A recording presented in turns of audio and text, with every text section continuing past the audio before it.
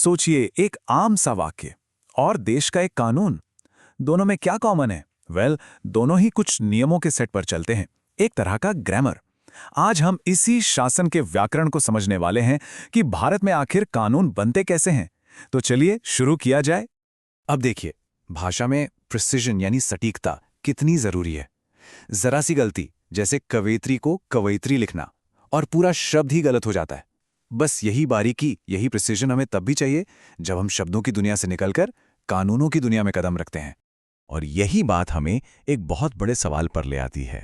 अगर एक छोटा सा अक्षर एक शब्द के लिए इतना मायने रखता है, तो वो कौन से नियम है, वो कौन सा ग्रामर है जो पूरे देश को चलाने वाले कानूनों को डिफाइन करता है?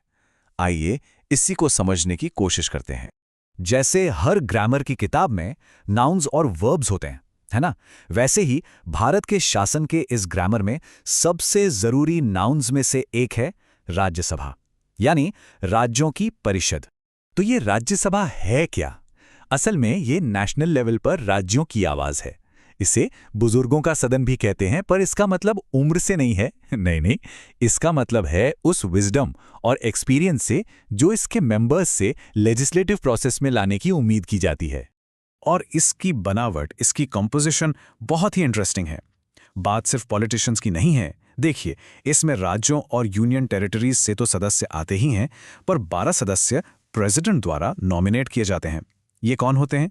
ये art, literature, science, social service जैसी फील्ड्स के एक्सपर्ट्स होते हैं।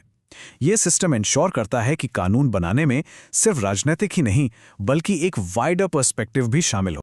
इसे आप हमारी लेजिस्लेचर की इंस्टीट्यूशनल मेमोरी की तरह समझ सकते हैं।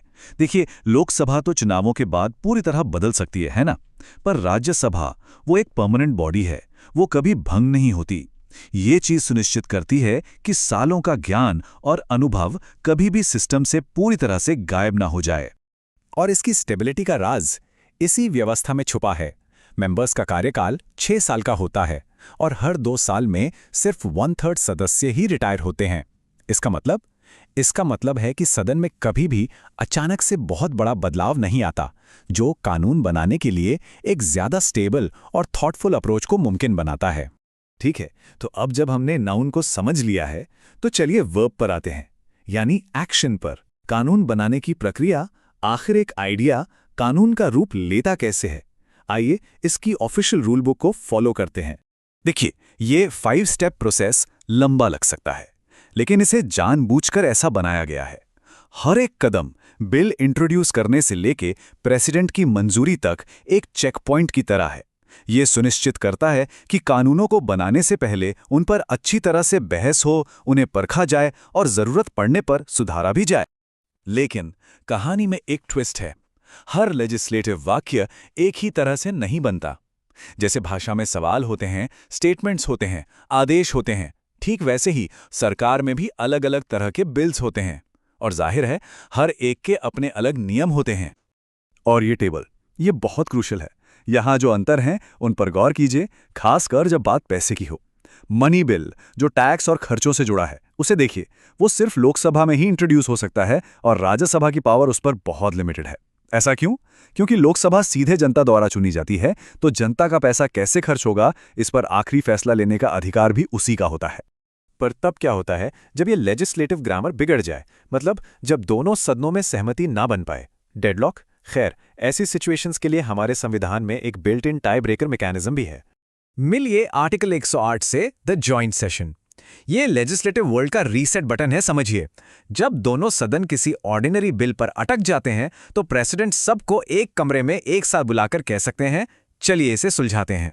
लेकिन यहां ये सब नंबर्स का खेल है, क्योंकि लोकसभा में राज्यसभा से लगभग डबल मेंबर्स हैं, तो एक जॉइंट सेशन में पड़ला आमतौर पर लोकसभा की तरफ ही झुकता है।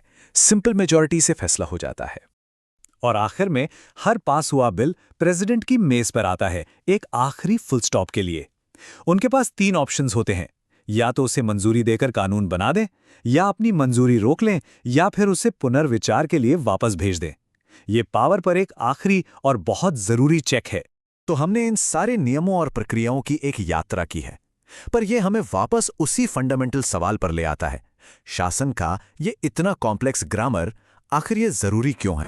देखिए, इसे सिर्फ ब्यूरोक्रेसी कहकर डिसमिस करना बहुत आसान है, लेकिन सोचिए, जैसे ग्रामर भाषा को केओस से बचाता है, वैसे ही ये नियम सरकार को तानाशाही या मनमानी से रोकते हैं।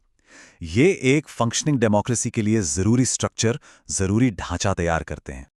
आखिरकार शासन का ये पूरा ग्रामर एक सेफ्टी नेट है। ये जानबूझकर प्रोसेस को स्लो करता है ताकि बहस हो सके, समझौता हो सके। ये सुनिश्चित करता है कि पावर पर चेक्स एंड बैलेंसेस लगे रहें और कानून जल्दबाजी में नहीं बल्कि सोच विचार कर बनाए जाएं। तो इस चर्चा के बाद एक सवाल सोचना तो बनता है। वर्तनी से लेकर विधान तक हमने देखा कि कैसे प्रिसाइज रूल्स हमारी दुनिया को शेप देते हैं। तो ऐसे और कौन से अनसीन रूल्स या अदृश्य व्याकरण हैं जो हर दिन हमारे समाज को, हमारी दुनिया को आकार दे रहे हैं? सोचिएगा जरूर।